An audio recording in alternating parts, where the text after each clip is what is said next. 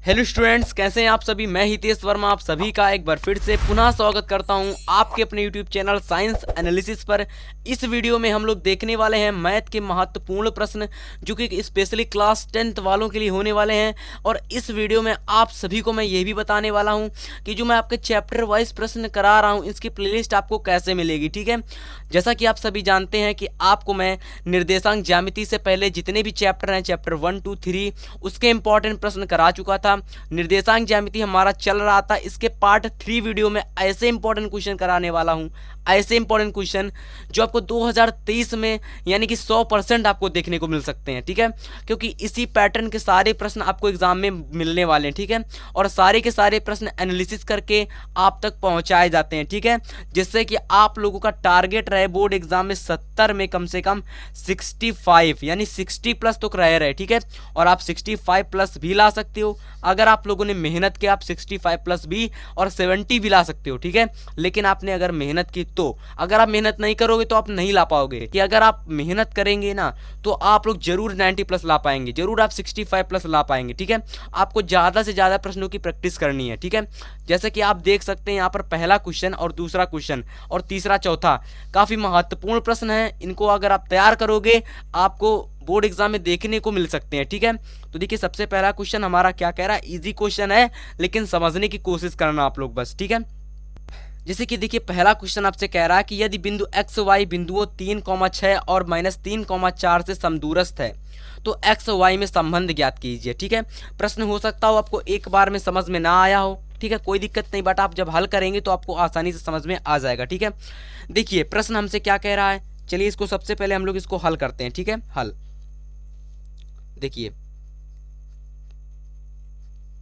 देखिए प्रश्न हमसे कह रहा है कोई बिंदु है एक्स वाई जो, मतलब कि देखिए ध्यान से समझना, अगर कोई ये बिंदु है जो हमारा दे रखा है 3,6। ठीक है, ये कोई बिंदु हमारा 3,6 दे रखा है और एक कोई बिंदु है जिसके निर्देशांक है भाई साहब माइनस तक 3 और 4। ठीक है, माइनस का 3,4। ठीक है, ऐसे निर्देशांक हैं दो बिंदुओं के।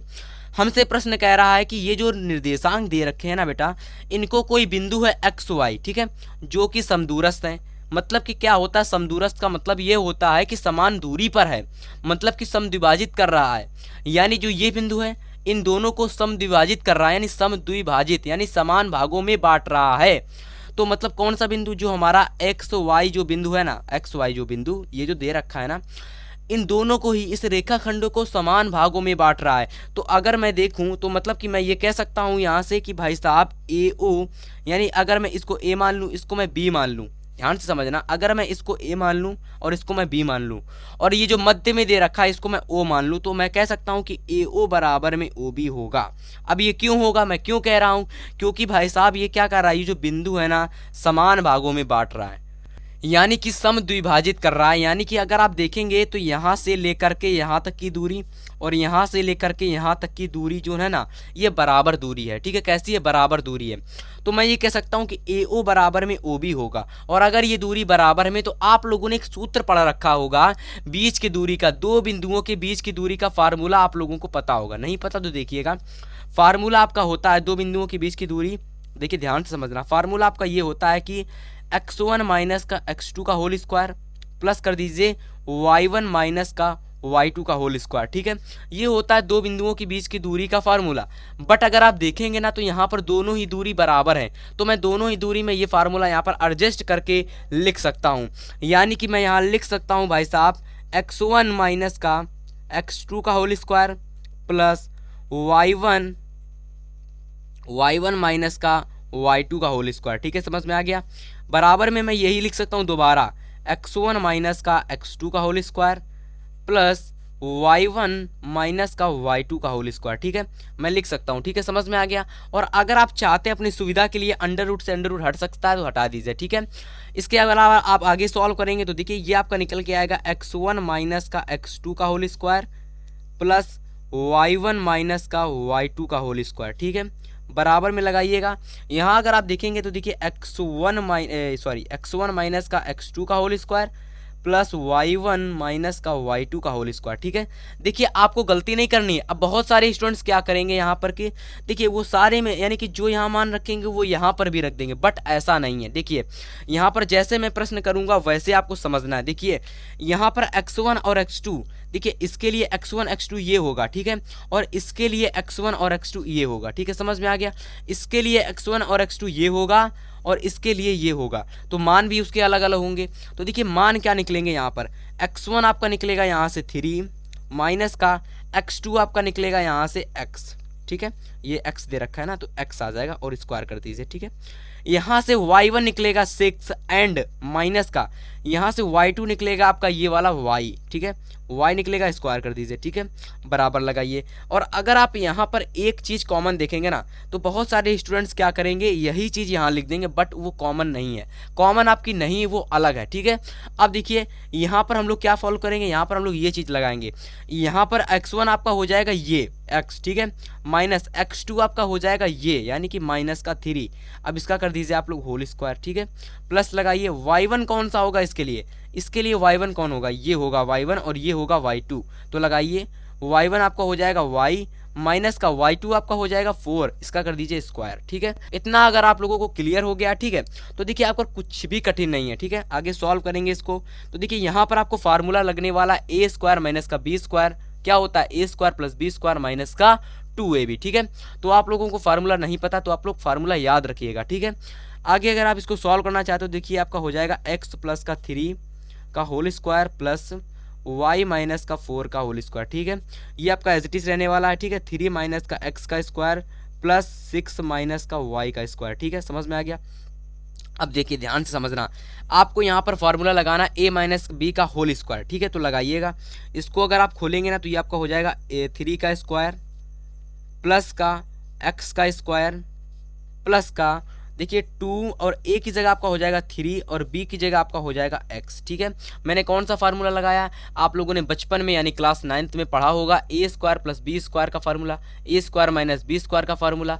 देखिए दोनों ही फार्मूला सिमिलर हैं, लेकिन अगर आप लोग नहीं जानते हो तो मैं आपको बता दूंगा। ठीक है, बहुत ईजी है। ठीक है, तो मैं यहाँ पर डायरेक्ट लिख दे रहा हूँ, आप लोग समझ लेना। यहाँ पर होता है a स्क्वायर प्लस का b स्क्वायर प्लस का 2ab। ठीक है, लेकिन ये माइनस है इसलिए यहाँ पर माइनस लगेगा। ठीक है, जो आप लोग मिस्टेक कर देते हो और मैं भी कर रहा था। ठीक है, प्लस लगाएंगे यहाँ पर, आप लोग इसको आप लोग सॉल्व करेंगे तो देखिए यहाँ पर भी माइनस आने वाला है। तो देखिए 6 स्क्वायर हो जाएगा प्लस का y स्क्वायर हो जाएगा। ठीक है, और वैसे ही आपका माइनस हो जाएगा और 2 आप लगाएंगे और a की जगह 6 रखेंगे और b की जगह आप y रख देंगे। ठीक है, बराबर का चिन्ह लगाएंगे।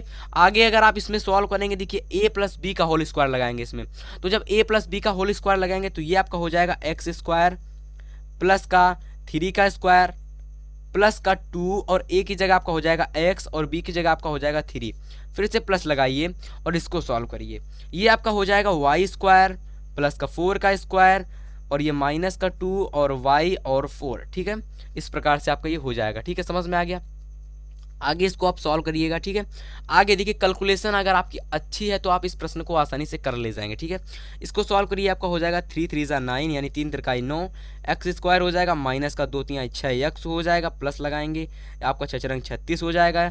ये आपका हो जाएगा y स्क्वायर हो जाएगा। ठीक है, ये आपका हो जाएगा 6 दुना के 12 y। ठीक है, ये आपका y है, तो ये आपका हो जाएगा 12y, बराबर का चिन्ह लगाएंगे। ठीक है, ये आपका हो जाएगा x स्क्वायर। ठीक है, समझ में आ गया। ये आपका हो जाएगा 3 3 9, ये आपका हो जाएगा प्लस का 2 3 6 यानी 6x हो जाएगा। ठीक है, प्लस लगाइए, ये आपका हो जाएगा y का स्क्वायर। ठीक है, इसके बाद देखिए ये आपका हो जाएगा 4 चक्कू 16, ये आपका हो जाएगा 4 दुना के 8y यानी कि माइनस का 8y। समझ में आ गया। आगे इसको आप सॉल्व करना चाहते हैं, देखिए सॉल्व करेंगे कैसे, इसमें आपको कुछ कट रहा है तो काट दीजिए। जैसे कि आपका देखिए x स्क्वायर से x स्क्वायर चला जाएगा, y स्क्वायर से y स्क्वायर चला जाएगा। ठीक है, इसके बाद कुछ आ रहा है तो देखिए ये कट रहा है माइनस प्लस का 9 और ये प्लस का 9, ये कट रहा है तो इसको मैंने काट दिया। ठीक है, समझ में आ गया। आगे देखिए आप कैसे सॉल्व करेंगे, जो भी चीज़ बची हुई ना उसको आप लोग रख लीजिए। ठीक है, माइनस का 6 बचा है रख लीजिए, प्लस का 36 बचा है रख लीजिए, माइनस का 12 बचा, इसको आप लोग रख लीजिए। बराबर में लगाएंगे, जो भी आपका लेफ्ट हैंड साइड दे रखा है उसको रख लीजिए। 6x रखा है रख लीजिए, प्लस का 16 बचा रख लीजिए, माइनस का 8y बचा रख लीजिए। ठीक है, अब सारी वैल्यू आप लोग इधर साइड भेज दीजिए। ठीक है, सारी वैल्यू आप लोग इधर साइड भेजेंगे तो देखिए माइनस का 6x हो जाएगा, प्लस का ये प्लस का इधर आएगा, माइनस का 6x हो जाएगा। ठीक है, अब देखिए माइनस का 12y अगर आप आगे कर लेंगे और अगर आप इसको माइनस का 8y इधर लाएंगे तो प्लस का 8y हो जाएगा। ठीक है, वही चीज़ मैं समझाना चाह रहा था। अब देखिए प्लस का 36 रहेगा, ये देखिए प्लस का 16 इधर आएगा, माइनस का 16 हो जाएगा और बराबर में 0। ठीक है, समझ में आ गया।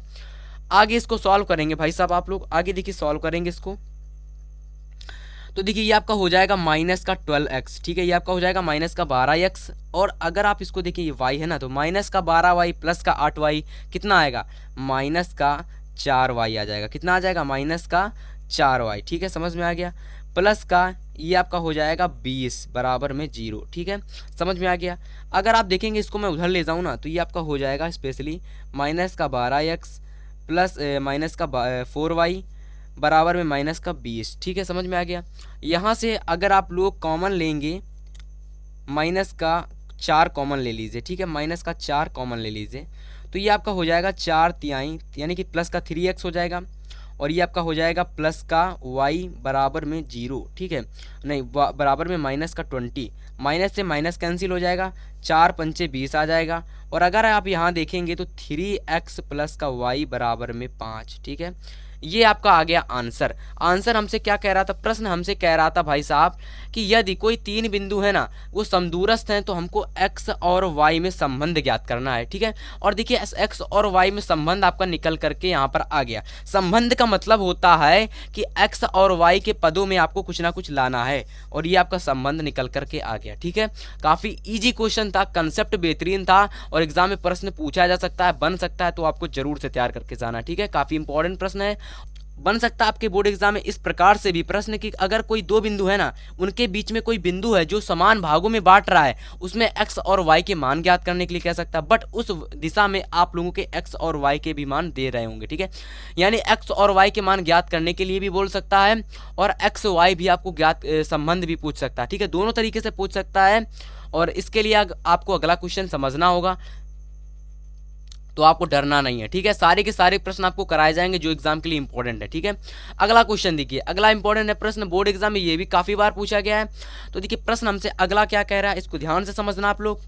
अगला क्वेश्चन देखिए, अगला क्वेश्चन कह रहा है कि k के किस मान के लिए बिंदु k, -1, 2, 1 और 4, 5 एक रेखा में होंगे। यानी कि जो k का मान आप बताइए, और उस k के किस मान के लिए आपको k का मान ज्ञात करना है, ये तो आपको समझ में आ गया। ठीक है, बट कंसेप्ट क्या है कि जो कंसेप्ट ये है ना कि जो 3 बिंदु दे रखे हैं भाई साहब एक ही रेखा में हैं। देखिए कंसेप्ट क्या होता है, कंसेप्ट ये होता है कि अगर कोई जैसे 3 बिंदु है, मान लेते कोई एक बिंदु ये है, एक बिंदु को ये है, और एक बिंदु को ये है। ठीक है, ये भाई साहब एक ही रेखा में है। ठीक है, समझ में आ गया, एक ही रेखा में है। अगर आप इनके निर्देशांक देखेंगे ना, तो पहला निर्देशांक दे रखा है k, -1। ठीक है, दूसरा दे रखा है 2 और 1, और तीसरा दे रखा है 4, 5 यानी 4, 5। अब कह क्या रहा है कि ये जो बिंदु दे रखे हैं एक ही रेखा में है, मतलब कि इसका क्या होता है कि संरेखी है। और संरेखी का क्या मतलब होता है, संरेखी का कंसेप्ट होता है कि भाई साहब जो त्रिभुज का जो क्षेत्रफल निकलेगा, 3 बिंदुओं द्वारा बने त्रिभुज का क्षेत्रफल 0 है, इसका मतलब वो जो बिंदु है एक ही रेखा में होंगे।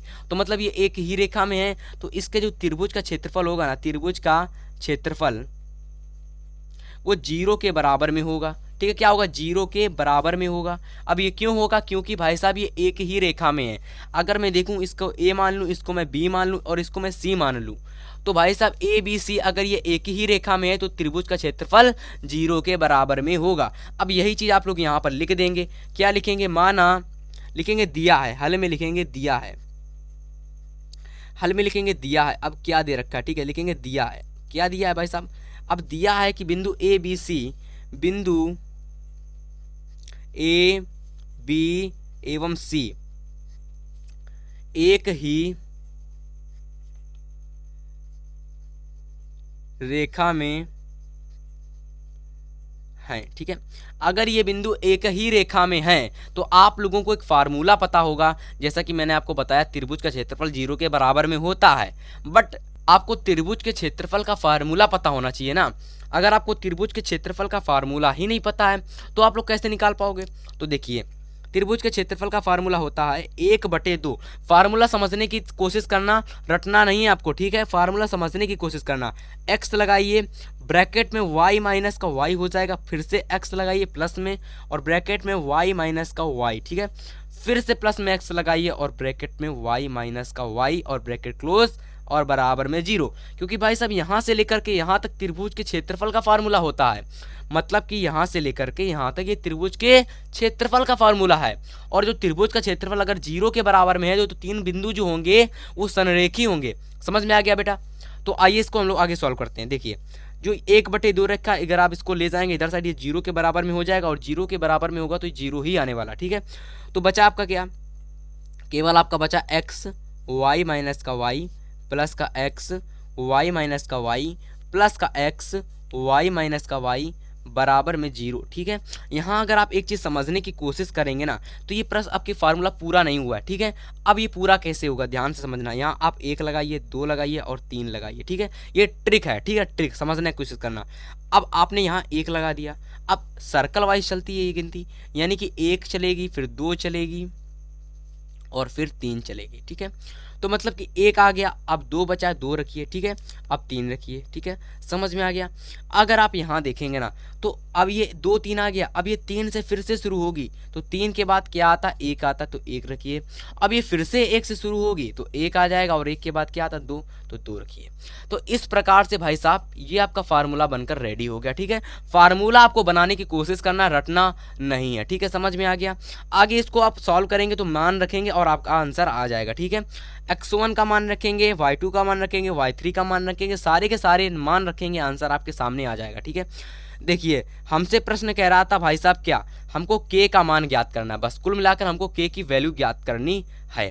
तो देखिए सबसे पहले आपको k का मान रख देना, क्योंकि x1 बराबर k ही दे रखा, ठीक है। यहाँ अगर आपने गलती कर दी, x1 और y1 मैंने मान नहीं रखे, तो देखिएगा ये आपका हो जाएगा x1 y1, ठीक है, ये आपका हो जाएगा x2 y2 और ये आपका हो जाएगा x3 y3, ठीक है। समझने की कोशिश करना आप लोग, ठीक है। x1 y1, ठीक है, x2 y2 x3 y3, समझ में आ गया। आगे इसको आप सॉल्व करेंगे तो इजी है, ठीक है। देखिए x1 का मान रखेंगे आप लोग, देखिए क्या आ जाएगा, ठीक है। ब्रैकेट में y2 कितना दे रखा भाई साहब, 2 दे रखा है, y3 कितना है 5, ठीक है, प्लस लगाइए x2 कितना दे रखा है 2 और y3 अगर आप यहाँ देखेंगे तो आपका ये है 5, ठीक है, माइनस का y1 कितना दे रखा है, माइनस का 1 बराबर में, यानी कि प्लस x3 कितना दे रखा है 4 दे रखा है, ठीक है। y1 कितना दे रखा है, y1 आपका दे रखा है माइनस का 1 एंड y2 कितना दे रखा है, y2 1 दे रखा है और वो भी 1 दे रखा है, बट हम लोग माइनस का 1 लगाएंगे क्योंकि बीच में माइनस आता है, ठीक है। बराबर में 0 कर देंगे, ठीक है। समझ में आ गया। आगे सॉल्व करिए इसको, ठीक है। तो देखिए ध्यान से समझना, y2 कितना दे रखा है, y2 आपका 1 दे रखा है, तो ये आपका 1 हो जाएगा, ठीक है। मुझे मिस्टेक लग रही थी, कैलकुलेशन आपकी मिस्टेक हो सकती है, मैं आपसे बार बार कह रहा हूं, तो कैलकुलेशन पर आपको फोकस करना है। आपको एक बार सवाल फिर से रिपीट कर लेना है, जैसा कि मैंने आपका रिपीट किया सवाल, ऐसे आपको भी रिपीट करना है, ठीक है, जिससे कि आपकी कैलकुलेशन जो है ना गड़बड़ ना हो, ठीक है। और अगर कैलकुलेशन गड़बड़ हो गई तो आपका पूरा का पूरा सवाल गलत हो जाएगा, ठीक है। तो कैलकुलेशन आपको ध्यान से करनी है, ठीक, समझ में आ गया। अब देखिए 5 में 1 जाएगा तो 4 बचेगा, बट 1 में जब 5 जाएगा तो माइनस का 4 बचेगा, और माइनस में 4 में जब a का मल्टीप्लाई करेंगे k का, तो ये आपका आ जाएगा माइनस का 4k। समझ में आ गया। ये आपका हो जाएगा 6, क्योंकि माइनस माइनस 6 हो जाएगा, तो देखिएगा आपका आ जाएगा 6 दुना के 12, वो भी प्लस का 12, ठीक है। समझ में आ गया। अब देखिए ये माइनस माइनस आपका 2 हो जाएगा और 4 से मल्टीप्लाई करेंगे तो आपका हो जाएगा माइनस का 8, यानी कि 4 दुना के 8 बराबर में 0। आगे इसको सॉल्व करेंगे आप लोग, देखिए ध्यान से आगे सॉल्व करेंगे। देखिए 12 में 8 जाएगा, बचेगा 4, तो माइनस का 4 के प्लस का 4 बराबर में 0, ठीक है। समझ में आ गया। आगे अगर आप लोग इसको इधर साइड भेजेंगे, इधर साइड लेफ्ट साइड, तो ये आपका हो जाएगा माइनस का 4 के बराबर में माइनस का 4, माइनस से माइनस कैंसिल हो जाएगा, तो k बराबर में आपका आ जाएगा 4/4, यानी कि 4 से 4 कैंसिल हो जाएगा, तो 1 आपका आ जाएगा फाइनली, ठीक है। यानी कि आपका जो k का मान निकल कर आएगा ना स्टूडेंट्स, k का जो वैल्यू वो आपके निकल के आएगी 1। यानी कि अभी तक आप लोगों ने जितने भी प्रश्न सॉल्व किए हैं ना, उसमें से एक चीज़ कॉमन निकल रही है कि जो भाई साहब निर्देशांक ज्यामिति की जो प्रश्न है ना, कैलकुलेशन इंपॉर्टेंट है इसमें, कैलकुलेशन का रोल इंपॉर्टेंट है। अगर आपकी कैलकुलेशन बढ़िया है तो आप लोग इस प्रकार के टाइप के जितने भी निर्देशांक ज्यामिति के प्रश्न हैं आप सब कर ले जाओगे। ठीक है, काफ़ी महत्वपूर्ण प्रश्न था, बोर्ड एग्जाम में पूछा भी गया है, तो मैंने बताना अच्छा समझा। ठीक है, अगला क्वेश्चन देखिए। अगला क्वेश्चन कह रहा है सेम उसी पैटर्न का प्रश्न है ये सेम उसी पैटर्न का प्रश्न है। इसमें क्या कह रहा है कि कोई बिंदु है a,0, कोई बिंदु है 0,b, कोई बिंदु है x,y। ठीक है, और ये जो तीनों ही बिंदु है ना, अगर मैं इसके नाम यहीं पर मेंशन कर दूं, ठीक है, ये a मान लो, इसको b मान लो और इसको c मान लो। अब ये a b जो c बिंदु दे रखे हैं ये संरेखी हैं, और संरेखी का कंसेप्ट ये होता है कि एक ही रेखा में है, और एक ही रेखा में है जो त्रिभुज का जो क्षेत्रफल होता है वो 0 के बराबर में होता है। और देखिए हमको सिद्ध क्या करना है, हमें सिद्ध करना है x/a + y/b बराबर में 1 सिद्ध करना है। ठीक है, देखिए अगर आप लोगों को ये वाला प्रश्न समझ में आया है तो आप ये वाला प्रश्न मेरी गारंटी है आप लोग आसानी से कर लोगे। ठीक है, तो आज की इस वीडियो के अंदर देखिए, आज की इस वीडियो के अंदर मैंने आपको 2 प्रश्न बताए। ठीक है, और आने वाली वीडियोस में मैं आपको 2 प्रश्न कराऊंगा। ठीक है, तो इसके लिए आपको चैनल को सब्सक्राइब करके रखना है, बेल नोटिफिकेशन को ऑन कर लेना है, जिससे कि आने वाली हर एक वीडियोस की नोटिफिकेशन आप तक तुरंत पहुंच सके।